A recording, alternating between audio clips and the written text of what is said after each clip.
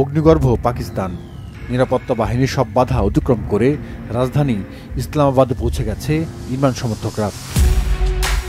নেতৃত্বে এবার কারাবন্দী সাবেক প্রধানমন্ত্রী ইমরান খানের স্ত্রী বুশরা বিবি।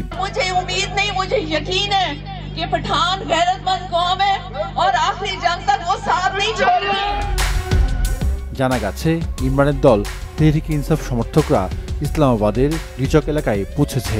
নেতৃবৃন্দের গাড়িবহর শহরের 0 পয়েন্টের দিকে অগ্রসরের চেষ্টা করছে। সেখানে পুলিশ ও বিক্ষোভকারীদের মধ্যে দফায় দফায় সংঘর্ষ অব্যাহত রয়েছে।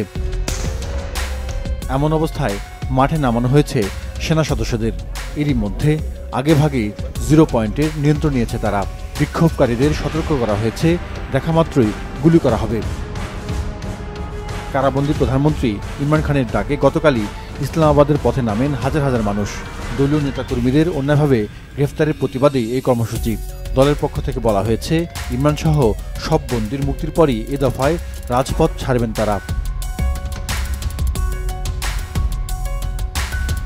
সেই বিক্ষোভ মিছিল ক্রমেই সংঘর্ষে রূপ নিয়েছে। নিহত হয়েছে 2 বিক্ষোভকারী, আহত হয়েছেন বহু সমর্থক। এছাড়া মারা গেছেন বেশ কয়েকজন নিরাপত্তা কর্মীও। তেহরিক ইনসাফ অভিযোগ করে আসছে, গত নির্বাচনে গায়ের জোরে ক্ষমতা দখল করেছে শেহবাজ শরীফের দল, পাকিস্তান মুসলিম লীগ এন এবং বিলাল ভুট্টোর দল পাকিস্তান পিপলস পার্টির জোট সরকার। জাহিদুর রহমান, মাছরাঙা নিউজ ডেস্ক।